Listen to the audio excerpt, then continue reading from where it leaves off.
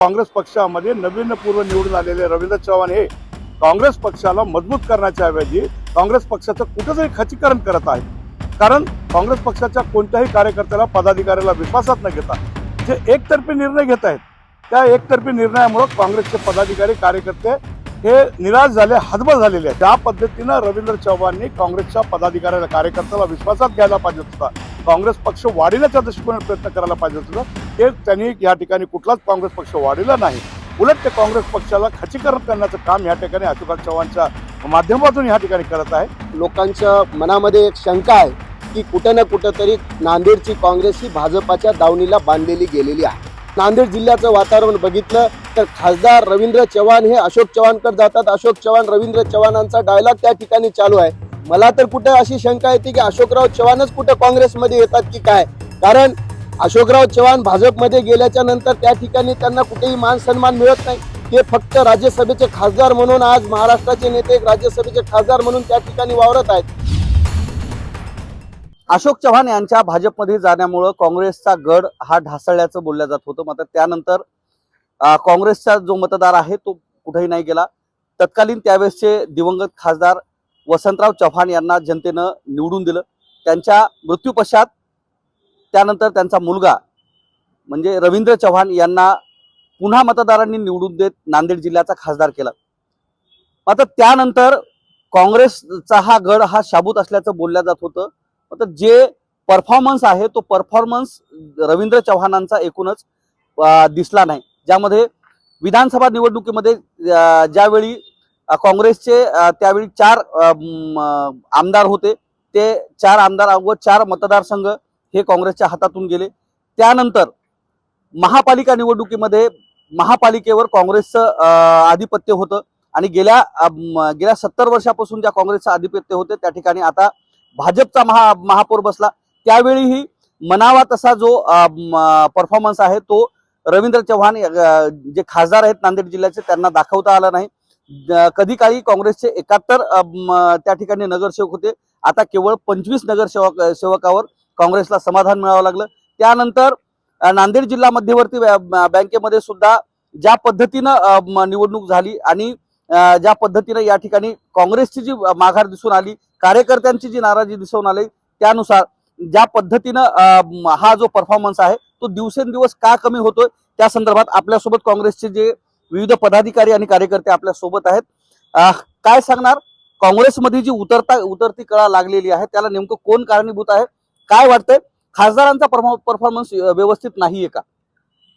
नांदेड जिल्हा हे काँग्रेसचा बालेकिल्ला असलेला आहे आणि आजही काँग्रेसचा बालेकिल्लाच आहे। काँग्रेसला या ठिकाणी काही उतार लागले नाहीये। काँग्रेसची परिस्थिती, कार्यकर्ते पदाधिकारी एकनिष्ठ आहेत। काँग्रेस हा बालेकिल्लाच आहे, परंतु काँग्रेस पक्षामध्ये नवीन पूर्व निवडून आलेले रवींद्र चव्हाण हे काँग्रेस पक्षाला मजबूत करण्याच्या ऐवजी काँग्रेस पक्षाचं कुठेतरी खच्चीकरण करत आहेत। कारण काँग्रेस पक्षाच्या कोणत्याही कार्यकर्त्याला पदाधिकाऱ्याला विश्वासात न घेता जे एकतर्फी निर्णय घेत आहेत, त्या एकतर्फी निर्णयामुळे काँग्रेसचे पदाधिकारी कार्यकर्ते हे निराश झाले, हतबल झालेले आहेत। त्यामुळं या ठिकाणी काँग्रेस खच्चीकरण होत आहे आणि लोकांना वाटत आहे की या ठिकाणची काँग्रेस संपत आहे। एकूण खासदार रवींद्र चव्हाण यांनी लोकसभा निवडणूक जिंकल्यानंतर ज्या पद्धतीची चमकदार कामगिरी त्यांच्याकडून अपेक्षित होती, कारण त्यांना केंद्रीय स्तरावरून राहुल गांधी यांच्याकडून सपोर्ट होता, तुमच्या अध्यक्षाकडून सपोर्ट होता। मात्र विधानसभेमध्ये त्यांना जशी चमकदार कामगिरी करायची ते त्यांना करता आलं नाही। हातचे 4 विधानसभा मतदारसंघ जे होते, जे हक्काचे काँग्रेसचे होते, ते गेली। याची नेमकी जिम्मेदारी ही कुणावर होती? कार्यकर्ते फुटले का खासदारांनी तसा परफॉर्मन्स नाही दाखवला? नेमकं त्याचं कारण काय आहे? या ठिकाणी अशोकराव चव्हाण हे काँग्रेस पक्षातून बीजेपी मध्ये गेल्याच्या नंतर काँग्रेसपुढे फार मोठं आव्हान होतं। त्या दृष्टिकोनातून आम्ही स्वर्गीय वसंतराव चव्हाण साहेबाला या ठिकाणी काँग्रेस पक्षात घेतलं, त्यांना उमेदवारी दिली आणि 65,000च्या मताने त्यांना निवडून आणलं। 65,000च्या मताने निवडून आल्याच्या नंतर दुर्दैवाने त्यांचे तब्येत ठीक नसल्यामुळे त्यांचा अंत झाला आणि ते निधन पावले। त्या ठिकाणी रवींद्र चव्हाणला आम्ही सर्व कार्यकर्त्यांनी वडिलांच्या जागी उमेदवारी देऊन त्याला निवडून आणलं। त्याला सुद्धा आम्ही गल्लोगल्ली गावोगाव फिरून त्याला निवडून आणलं।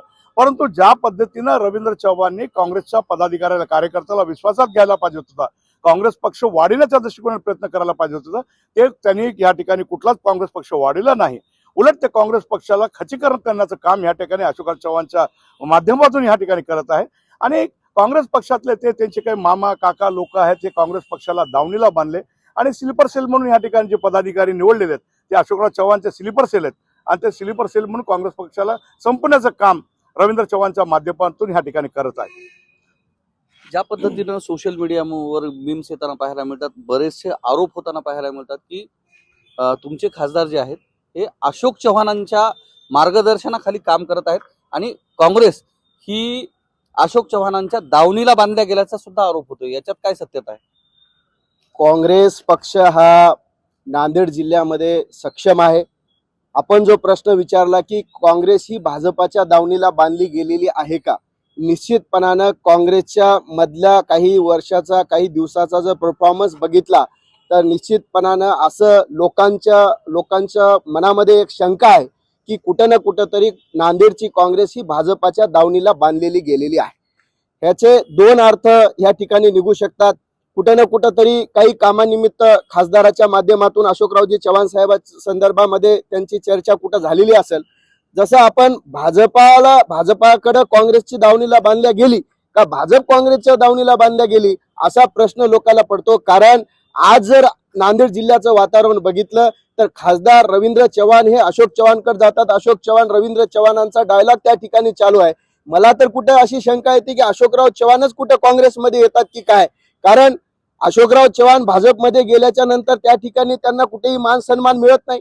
ते फक्त राज्यसभेचे खासदार म्हणून आज महाराष्ट्राचे नेते एक राज्यसभेचे खासदार म्हणून त्या ठिकाणी वावरत आहेत. आणि दोन्ही एक गोष्ट या ठिकाणी निश्चितपणानं घडणार आहे, दोन्ही चव्हाण खासदारापैकी कोण कुठल्या पक्षामध्ये जाईल हे आपल्याला येणारा काळच निश्चितपणाने ह्या ठिकाणी सांगेल. पण लोकांमध्ये अशा पद्धतीचा एक शंका कुशंका आहे की कुठला काँग्रेस पक्ष भाजपाच्या दावणीला बांधला गेलेला आहे की का, अशा पद्धतीची चर्चा निश्चितपणानं आहे. आता कार्यकर्त्यांचा जो आरोप होतोय की काँग्रेस पक्ष नाही तर स्वतः खासदार त्या अशोक चव्हाणांच्या दावणीला बांधल्याचा सुद्धा आरोप होतोय. काय सत्यता आहे? गोल उत्तर देऊ नका. काय सत्यता आहे? कार्यकर्त्यांची प्रचंड नाराजी दिसती, सोशल मीडियावर त्यांचे बरेचसे हे असतात.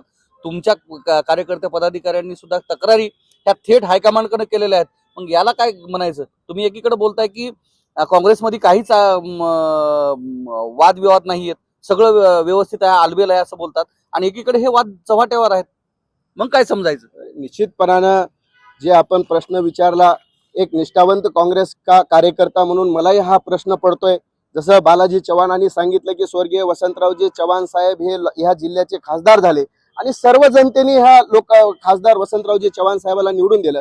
स्वर्गीय वसंतरावजी चव्हाण साहेबाचं अकाली निधन झाल्याच्या नंतर आदरणीय रवींद्र चव्हाण हे जिल्ह्याचे खासदार झाले आणि त्यांच्यावरती ह्या जिल्ह्याची धुरा निश्चितपणानं आली.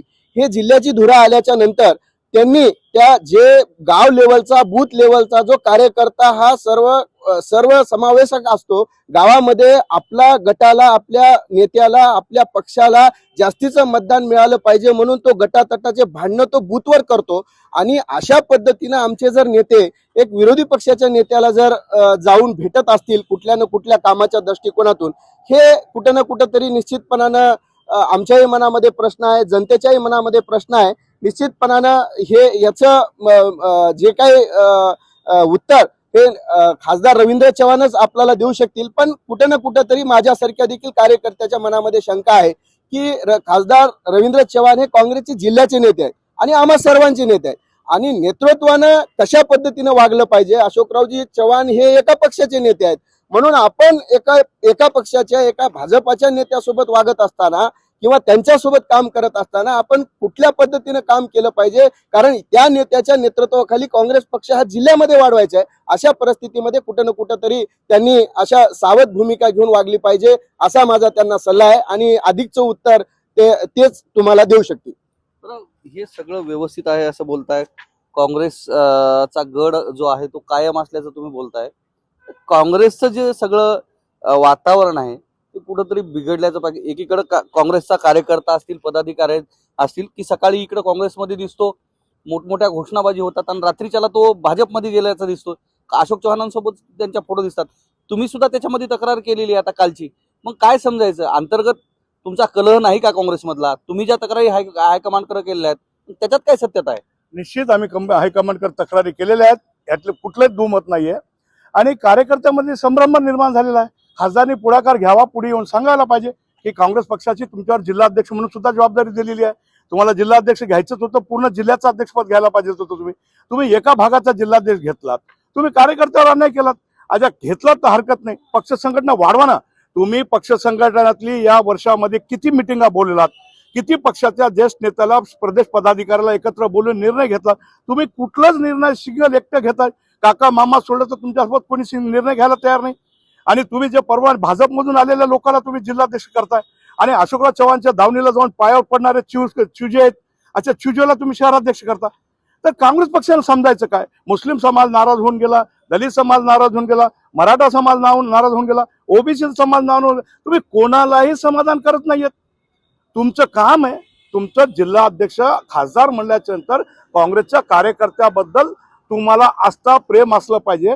त्यांच्या सुखादुखात तुम्हाला जाता आलं पाहिजे, त्यांचे प्रश्न तुम्हाला मांडता आले पाहिजे. आणि काँग्रेस पक्षाचं संघटन तुम्ही वाढवा. निश्चित तुम्ही काँग्रेस पक्षाचं संघटन वाढवा, आम्ही तुम्हाला तुमच्या शुभेच्छा देऊ, तुमच्यासोबत राहू. पण तुम्ही काँग्रेस पक्षामध्ये राहून जर विरोधी पक्षाच्या लोकांच्या सत्ताधारी लोकांच्या फेवरला जर धावणीला जात असाल तर आम्ही तुमच्यासोबत नाही. आम्ही काँग्रेस पक्षासोबत राहू, आम्ही काँग्रेसचे निष्ठावंत आहेत, आम्ही काँग्रेस सोबत राहू. कोणी आयऱ्या गैऱ्याने जर काही आरोप केले त्या आयऱ्या गैऱ्याला आम्ही उत्तर देऊ शकत नाही. ते ते आमचं वय, त्यांचं वय आणि आमचं राजकारण एवढं ते एकच आहे. आमच्या राजकारणा एवढं त्यांचं वय आहे. त्या शेंबड्या लोकांबद्दल मला काही बोलायचं नाही. फक्त खासदार साहेबाला आम्हाला एकच सांगायचं की त्या खासदारांनी नांदेड जिल्ह्यातल्या सर्व तालुक्याचे अध्यक्ष, शहराध्यक्ष, पदाधिकारी, आजी माजी लोकांना एकत्र बोलवावं. त्यांचे काय प्रश्न आहेत ते प्रश्न सोडवावं. त्यांचा निधी आलेला कुठं चाललाय ते सुद्धा प्रश्न कार्यकर्त्याला पडलेला आहे. नगरपालिका गेली, महानगरपालिका गेली, स्थानिक स्वराज्य मतदारसंघ गेला, जिल्हा बँक गेली.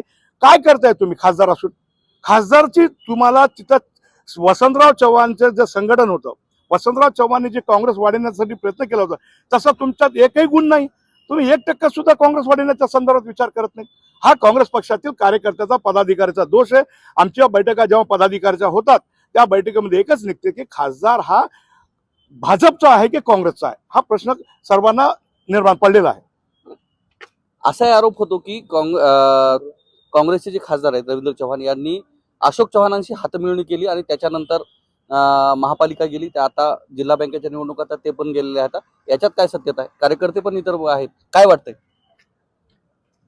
आता मी सांगण्यापेक्षा परवा जिल्हा बँकेमध्ये काँग्रेस पक्षाचे खासदार व माजी जिल्हाध्यक्ष हे अशोकराव चव्हाणच्या बंगल्यावर जाऊन जिल्हा बँकेची तयारी करत आहेत, ते बी सगळे सोयऱ्यासाठी.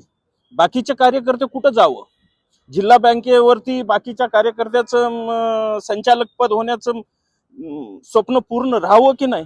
मग तुम्हीच सगळे सोयरे संचालक होत असाल तर मग तुम्ही कोणाचा विचार करतात? काँग्रेस पक्षाचे आज इतिहास आहे, स्वतंत्र झाल्यापासून काँग्रेस पक्ष, नांदेड जिल्हा हे काँग्रेस पक्षाचा बालेकिल्ला आहे. आज शंकरराव चव्हाणांनी, अशोकराव चव्हाणांनी काँग्रेस पक्षाला मजबूत केले. तरी पण अशोकराव चव्हाणांनी मधल्या काळामध्ये काँग्रेस पक्ष सोडून गेल्यानंतर काँग्रेस कार्यकर्ता म्हणून माझी एक एवढी इच्छा आहे की काँग्रेस पक्षाचे खासदार हे मामा मामीसाठी काम न करता, मामा काकासाठी काम न करता काँग्रेस पक्षाच्या निष्ठावंत व काँग्रेस पक्षाच्या विचाराच्या पदाधिकारी, कार्यकर्त्यासाठी, जनतेसाठी कार्य करावं, एवढीच आमच्यासारख्या निष्ठावंताची इच्छा. निश्चितच काँग्रेसचे इतरही पदाधिकारी आणि कार्यकर्ते मंडळी आपल्या सोबत आहेत. काय वाटतंय ज्या पद्धतीनं काँग्रेसचं वातावरण आहे, कार्यकर्त्यांचं जी नाराजी दिसून येते? कारण सर्वसामान्यांच्या ज्या निवडणुका असतात, जिल्हा बँकेची निवडणूक असू द्या, महापालिकेच्या, हे कार्यकर्त्यांच्या निवडणुका म्हणून ओळखल्या जातात. आता काँग्रेसचे कधी काळी 71 जे नगरसेवक होते आज केवळ 25 आलेले आहेत आणि त्यानंतर खासदारावरून आरोप होताना पाहायला मिळतात. तुम्ही कसं पाहता? खरंच खासदार हे काँग्रेसचं काम करत नसून भाजपचं काम करत असल्याचा आरोप होतो, याच्यात कितपत सत्यता आहे? आता मी तरोडा भागात आज 30 वर्षापासून सक्रिय कार्यकर्ता, त्या भागात मी ग्रामपंचायत सदस्य असे पद वगैरे भूषविलेले आहेत पक्षाचे आणि मी सक्रिय काम करतो. आणि कार्यकर्त्याला जर संधी भेटत नसेल तर कार्यकर्ता काय करणार आहे? आज खासदारांनी संधी द्यायला पाहिजे, पण खासदार संधी देत नाहीत हे दिसून येते. असेच चाटूपुसू कार्यकर्त्याला संधी देण्यात येते आणि तेच पुढे करतात आणि त्यांनाच पदं वगैरे दिले जातात, कामं दिले जातात, असं दिसून यायला लागले. चांगल्या सक्रिय कार्यकर्त्याला न्याय मिळत नाही असं कुठं ना कुठं हे जाणवायला लागले प्रत्येक कार्यकर्त्याला बी आणि लोकांनाही जाणवत आहे ते. हायकमांड करत तुम्ही एक कार्यकर्ता म्हणून तुमची काय मागणी आहे? आज मी वंचित सोबत युती झाल्यामुळं माझ्या पत्नीचा फॉर्म विड्रॉल घेतला आणि दुसरा एक तिथं कार्यकर्ता होता, त्यानं त्याच्या मुलीचा फॉर्म सुद्धा विड्रॉल घेतला नाही. त्याला पद देण्याची भाषा होती, त्याला काम देण्यात येते खासदाराकडून. हे कुठं ना कुठं चुकते, याच्यावर विचार केला पाहिजे. निश्चितच कार्यकर्त्यांची नाराजी आहे ते कायम या ठिकाणी पाहायला जातं, कारण या ठिकाणी जे कौटुंबिक राजकारण खासदार करत असल्याचा या ठिकाणी आरोप होतो. इतरही कार्यकर्ते मंडळी आपल्या सोबत आहेत. काय वाटतंय, काँग्रेस चा बालेकिल्ला म्हणून नांदेडला ओळखला जात होतं, मात्र जी परफॉर्मन्स अथवा जी कामगिरी आहे गेल्या 2 वर्षातली, जेव्हापासून खासदार झालेत रवींद्र चव्हाण तेव्हापासूनची जी कामगिरी काँग्रेसची आहे ती कमी होताना पाहायला मिळते. याची जबाबदारी कुणावर आहे आणि कुणामुळं काँग्रेसचं नुकसान होत आहे असं आपल्याला वाटतं? मला असं सांगायचं आहे की जे वसंतराव साहेबांनी काम केलं होतं त्यांच्या पावलावर पाऊल ठेवून आज आपले खासदार रवींद्र चव्हाण साहेबांनी काम केलं पाहिजे. आणि नांदेड जिल्ह्यामध्ये काँग्रेससाठी सर्वेसर्वा म्हणून खासदार साहेब एकमेव लोकप्रतिनिधी आहेत.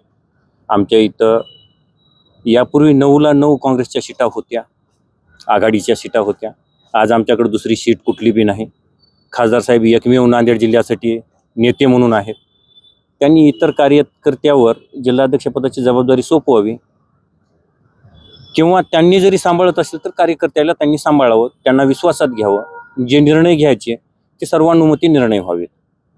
निश्चितच सर्वानुमते निर्णय घ्यावेत, कारण निर्णय प्रक्रिया हे सगळ्यांना विचारात घेऊन व्हायला पाहिजे असं कार्यकर्त्यांना वाटतं. इथंही कार्यकर्ते मंडळी आहेत. रवींद्र चव्हाण जे खासदार आहेत नांदेड जिल्ह्याचे, त्यांच्यावर काँग्रेस ही भाजपच्या दावणीला बांधल्याचा आरोप होतो. कार्यकर्ता म्हणून तुम्हाला काय वाटतं, त्या पद्धतीची प्रक्रिया आहे का? आणि तुमच्याच पदाधिकाऱ्यांकडून ज्या पद्धतीने हायकमांडकडे तक्रारी केल्या जातात याच्यात कितपत सत्यता आहे?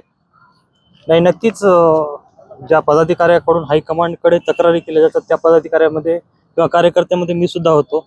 मी सुद्धा दिल्लीमध्ये आदरणीय खरगे साहेबांची भेट घेतली होती की नांदेड जिल्ह्यामध्ये जे काही होतंय त्यावर तुम्ही स्वतः लक्ष घाला. आदरणीय प्रभारी असतील किंवा बाकी महाराष्ट्रातील नेते असतील हे तर यामध्ये लक्ष घालायला तयार नाहीत, पण आदरणीय मी खरगे साहेबांना विनंती केली की तुम्ही स्वतः नांदेडमध्ये लक्ष घालायचं आहे.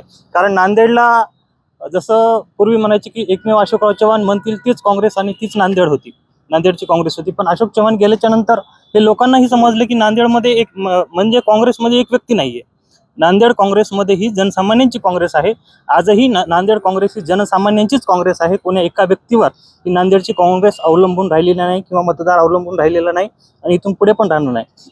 अनेक नेते येतील, अनेक नेते जातील, पण मतदार हा काँग्रेसच्या पाठीमागे होता आहे आणि यापुढे पण राहणार आहे. मी आदरणीय जो रवींद्र चव्हाण साहेबावरती जो आरोप होतोय की त्यांनी काँग्रेस दावणीला बांधली आहे, सोशल मीडिया जर पाहता तर सोशल मीडियावरती अनेक लोकांच्या जर प्रतिक्रिया आपण पाहिल्या, फेसबुक असेल, व्हॉट्सअप असेल, इंस्टाग्राम असेल, याच्यावरती अनेक लोकांच्या जर प्रतिक्रिया पाहिल्या तर प्रतिक्रिया त्याच पद्धतीच्या येतात की रवींद्र चव्हाण यांनी ही काँग्रेस ही अशोक चव्हाणांच्या दावणीला बांधलेली आहे. सोशल मीडियावर जे गंभीर आरोप केले जातात त्याची कुठं ना कुठेही पक्षश्रेष्ठींनी सुद्धा दखल घ्यायला हवी आणि आदरणीय खासदार साहेबांनी सुद्धा याच्यावरती खुलासा करायला हवा की नाही, आपण ही काँग्रेस ही जनसामान्यांची आहे, आपण कुठेही काँग्रेस बांधलेली नाही आहे कोणाच्याही दावणीला, असं त्यांनीही स्पष्ट करायला पाहिजे. तर जनसामान्यातील जे मतदार आहेत त्यांना जो पडलेला प्रश्न आहे तो यापुढे तो तसा प्रश्न उत्तरित होईल. निश्चितच कार्यकर्त्यांमार्फत या ठिकाणी मोठ्या प्रमाणात नाराजी व्यक्त केली जाते. काँग्रेसमधला जो अंतर्गत कलह आहे या माध्यमातून कुठेतरी समोर आल्याचं पाहायला मिळतं. कारण काँग्रेसचे विद्यमान जे खासदार आहेत रवींद्र चव्हाण जे नांदेड जिल्ह्याचे खासदार म्हणून ओळखले जातात, त्यांचा गेल्या 2 वर्षामधली जी कामगिरी आहे ती चमकदारपणे कुठंच दिसली नसल्याचं या ठिकाणी पाहायला मिळते. कारण विधानसभा निवडणुका असोत, त्यानंतर महापालिका असोत किंवा आता जिल्हा बँकेच्या झालेल्या निवडणुका आहेत, त्याच्यामध्ये ज्या पद्धतीनं निकाल लागलेला आहे त्याच्यामध्ये काँग्रेसचा जो विजयाचा ग्राफ आहे तो कुठेतरी कमी झाल्याचं या ठिकाणी पाहायला मिळते. आणि त्यामुळं जे कार्यकर्ते आहेत कार्यकर्त्यांची सुद्धा जी नाराजी आहे ती प्रत्यक्षपणे या ठिकाणी पाहायला मिळते. ज्यामध्ये जी निवड प्रक्रिया आहे, जिल्हाध्यक्ष पदाची निवड प्रक्रिया आहे, त्यामध्ये ज्या पद्धतीनं नातेवाईक आप्तेष्टांना त्यांनी प्राधान्य दिलेलं आहे. सर्वसामान्य जो कार्यकर्ता जो गेल्या अनेक वर्षापासून गेल्या 40 वर्षापासून काँग्रेसमध्ये राहून काँग्रेस वाढवण्याचा प्रयत्न करतोय, त्याला कुठे संधी दिली नाही. मात्र आयाराम गयारामना संधी दिल्यामुळं या ठिकाणी कार्यकर्ता आहे कुठेतरी नाराज असल्याचं पाहायला मिळतंय. आणि ह्या सगळी प्रक्रिया जर बदलली तरच काँग्रेसचा जो ग्राफ आहे तो वाढेल. या संदर्भात पदाधिकाऱ्यांनी हायकमांडकडे ज्या तक्रारी केल्या त्यानुसार या ठिकाणी काँग्रेसमध्ये जे वातावरण दिसतंय आणि जे बोलल्या जाते की सगळंच आलबेल आहे, मात्र या ठिकाणी आलबेल नसल्याचं या ठिकाणी पाहायला मिळते. कार्यकर्त्यांची मोठ्या प्रमाणात नाराजी असलेली पाहायला मिळते. याची दखल स्वतः राहुल गांधी आणि खरगे यांनी घ्यावी, जेणेकरून काँग्रेस वाढीसाठी कुठेतरी प्रयत्न होईल असं कार्यकर्त्यांकडून सांगण्यात येते. कॅमेरामन सुधाकर सह मी धनंजय सोळंके, टाइम्स नाव मराठी, नांदेड.